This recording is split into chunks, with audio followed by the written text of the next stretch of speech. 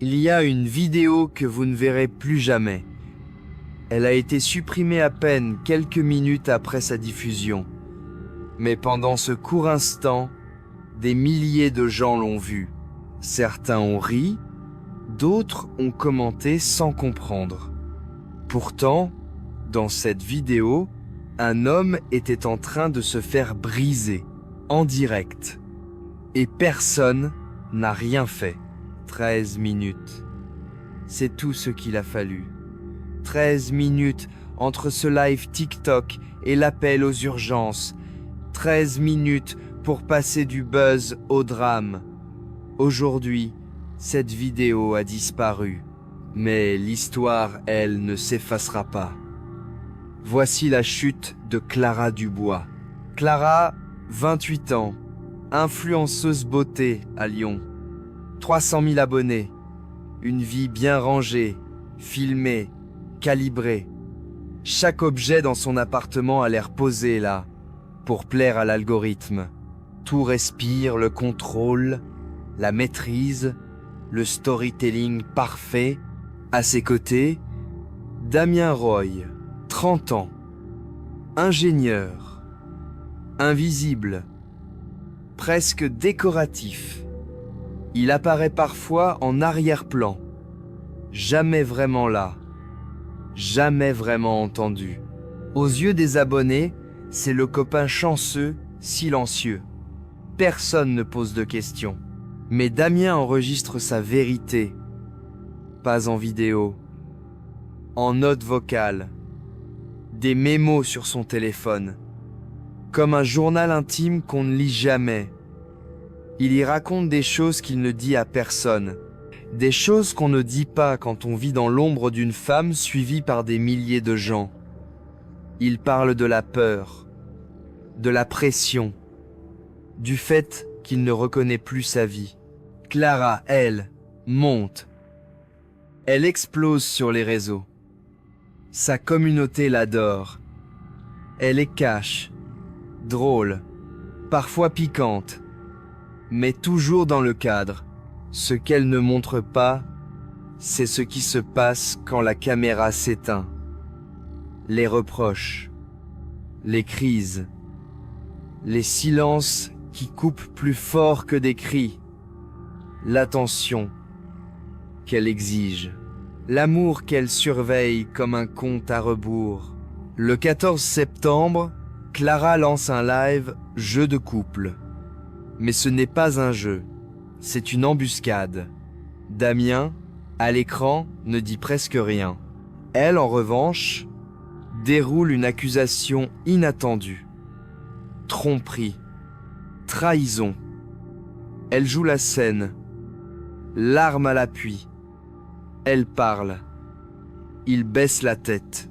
Et devant 8000 personnes, elle lui jette un verre d'eau au visage. Le live s'arrête. Brutal. L'écran devient noir. Mais ce n'est que le début. Clara réapparaît seule en story, visage bouffi par les larmes.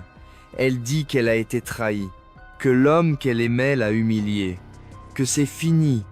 Les messages affluent. Soutien, empathie, violence aussi. Certains prennent sa défense, d'autres l'accusent. Mais Damien, lui, reste silencieux. Il quitte l'appartement quelques heures plus tard. Il marche sans but précis.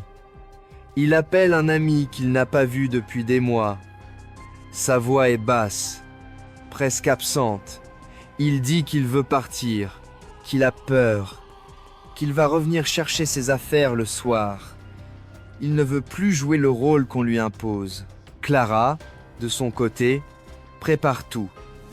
Elle range, efface, positionne une caméra discrètement. Elle ne veut pas juste que Damien parte. Elle veut contrôler la sortie. Quand il arrive, il est calme, fatigué. Il dit simplement qu'il ne veut pas se disputer, qu'il veut tourner la page, qu'il veut récupérer ses affaires. Clara tente de parler, de le retenir. Sa voix monte, redescend. Elle crie, supplie, accuse. Damien reste droit. Il ne veut plus négocier. Alors, elle saisit son téléphone. Elle cherche ses mémos vocaux. Il comprend. Il tente de le reprendre. Dans la lutte, un objet tombe. Un trophée en verre, souvenir d'une campagne de marque. Clara le saisit. Un seul coup, Damien s'effondre. Silence. Plus un son. Juste un corps au sol et une femme figée. Elle appelle une amie. Elle crie. Elle dit qu'il est tombé, qu'il ne bouge plus. Elle appelle ensuite les secours. Les versions changent. La panique monte. Quand les secours arrivent, Damien est inconscient. Clara, elle, regarde encore la caméra, toujours allumée. Quelques heures plus tard, Damien décède à l'hôpital. Officiellement, il s'agit d'un accident. Mais rapidement, la police doute. Quelque chose ne colle pas. L'appartement est trop propre. La caméra trop bien placée. Les réponses de Clara trop hésitantes. Et surtout, il y a les enregistrements. Le téléphone de Damien contient des dizaines de mémos vocaux. Dans l'un d'eux, enregistré 3 jours avant le drame, il dit ceci. « Je crois qu'elle va me détruire. Et si je parle, personne ne me croira. Elle est parfaite devant les autres. Moi, je ne suis que l'ombre. » Ces mots changent tout. La police comprend qu'il ne s'agit pas d'un accident. Elle découvre les pressions, les manipulations, les humiliations en privé. Plusieurs amis témoignent. Ils décrivent un homme enfermé dans une cage invisible. Un homme qui a tenté de partir sans jamais vraiment y arriver. Clara est arrêtée. Elle parle d'un moment de panique, d'un geste involontaire, d'un coup de trop. Mais les preuves sont nombreuses et accablantes. Le procès commence 6 mois plus tard. Clara est là, maquillée sobrement, les cheveux tirés. Elle pleure. Elle parle de fatigue, de stress, d'une erreur. Elle dit qu'elle aimait Damien, qu'elle n'aurait jamais voulu le blesser. Mais dans la salle, les voix de Damien résonnent à travers les enregistrements. Elle raconte une autre histoire, celle d'un homme qui avait peur, qui savait qu'il était en danger, qui avait pressenti sa propre fin. Un expert psychiatre décrit Clara comme obsessionnellement contrôlante, une personnalité construite autour de l'image, un besoin constant d'être au centre, même quand tout s'écroule autour. Le verdict tombe après 3 jours de délibération. Clara est reconnue coupable de meurtre. 20 ans de prison, 13 ans de sûreté, plus de comptes TikTok, plus de filtres, plus de direct.